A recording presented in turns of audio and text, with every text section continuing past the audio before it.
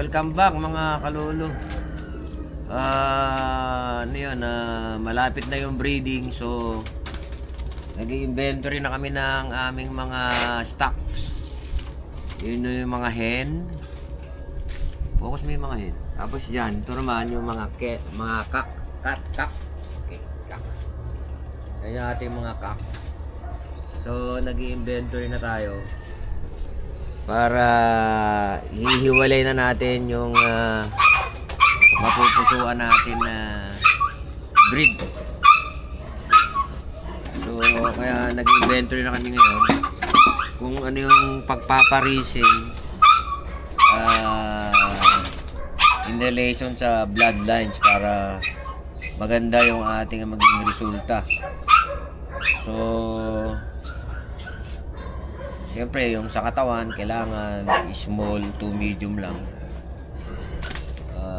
Mas maganda raw kasi i-breed yung ano lang, small to medium bird kasi yun daw ang lumalayo. So, dumudulo, ika nga.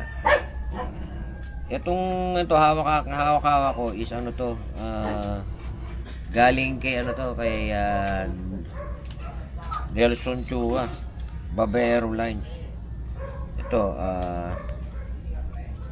mayroong personal ring ban niya. Ayan, Nelson Chua. Kita. Sa salamin mo itak. Nelson Chua. Kita Nelson Chua. Ayan, personal ring ni Nelson Chua to. Napanalunan ko to sa parapol ni Macklin Brothers. Dalawa to isang kak, isang hen. Hindi ko nadali yung kak, yung hen ang nadali ko. So ito, meron tong mga naging anak sa amin na pagka yung sinama namin sa training itong North na yung lagi ang nauuna. Kung tawagin siya nung mga anak ko si Drapa, ang problema nung malapit na matapos yung training, hindi na siya nakabalik, so hindi rin namin siya na-entry. Actually itong first na sali namin sa North Everest, ito yung kasalukuyan. Sa training pa lang, knockdown na kami kasi tinamaan kami ng mga sakit sa training pa lang. So yun, ito nag-i-inventory kami ngayon ng aming mga kalapate. Ito yung aming mga stock ito gagawa namin ng dilista ko sila at kukuha tayo ng consultant paano i-pairing yung kanilang mga bloodline. So ito yung Alphonse line ni Nelson Chua. Ayan, Alphonse line yan. Nelson Chua.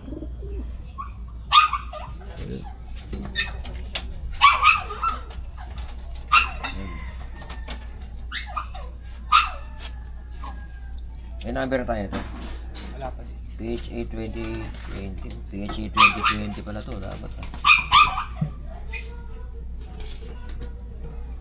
So magsiseryoso tayo sa ngayon sa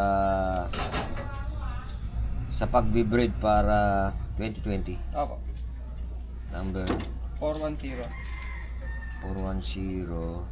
8309 8309. So yun yung ating Alphonse line. Hanapan natin kakross yan. Kaya mo kaya dito, Nelson Chua.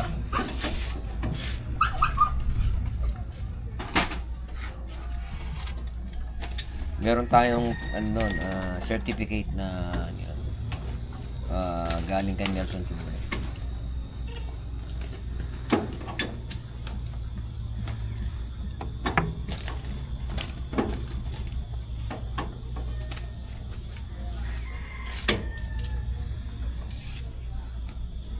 Yung embrick. Ito naman yung embrick na lahi ng mga Jimmy Gunn. Nakakuha ko to kay Euro ng taga Malolos, yung kaibigan ni Jimmy Gunn. Nakuha ko to, Paris na to nakuha ko. Ayan. Ang ganda ng mata niya. Kulay ng taluko. Ang ganda ng mata niya. So, yun.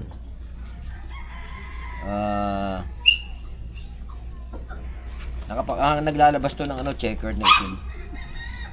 Checkered na itim. Mga ito, original na ang mga pinanggalingan nito. Original ito na galing kay Jimmy Gunn kasi kaibigan ni ano yan siya. Ni Euro. Yan si Jimmy Gunn.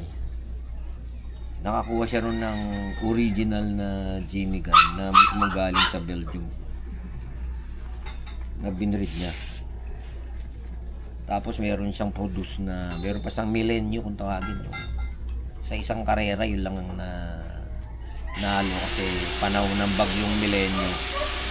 Siya lang ang nakatago sa bagyo, so kaya tinawag na Milenio. So, yun si Euro. Ano? Euro. Ano pangalan niya? Euro? Apelido? Si Euro. Euro, ano yan? Ano yan? Bulaboglok. Sa ano? Sa Malolos. Malolos. Nalista mo na yun. Ano ba? Hen ba yan? Opo. GB 2024. GB 2024 0308. 0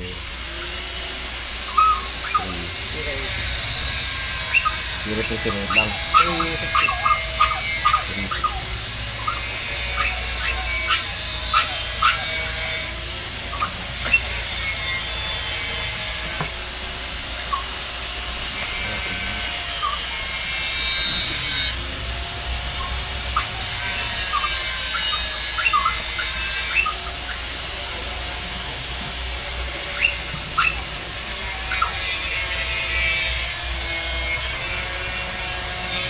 Ito naman,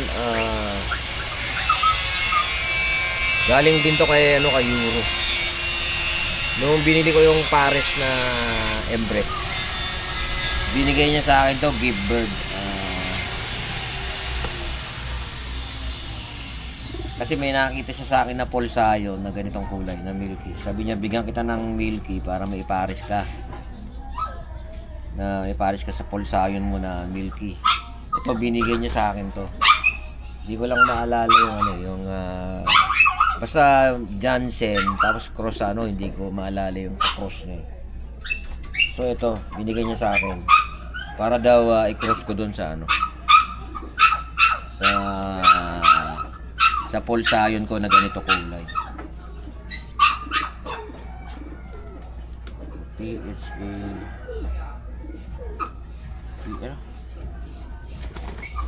number niya is CPRC 2024.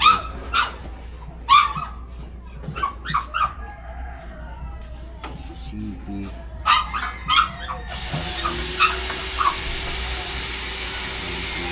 bata pa pala. CPRC 2024 and 240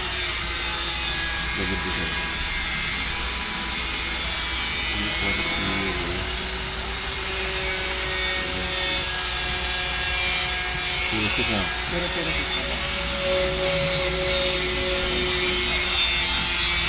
Ay, wala rin. Parang kwete-iti.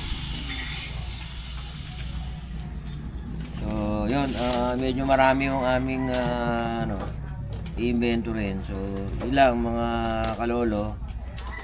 In-update ko lang kayo sa sa mga breeder na gagamitin natin this coming breeding season. So magsalang siguro kami mga December pa. Pero ito, ini-inventory na namin para yung pairing nila. Mai-pairing namin ng maayos. At yun, siyempre papagandahin pa natin yung katawan ng mga yan papagandahin pa natin mga katawan bago natin sila i-breed. So yun lang mga kalolo, maraming salamat sa panonood.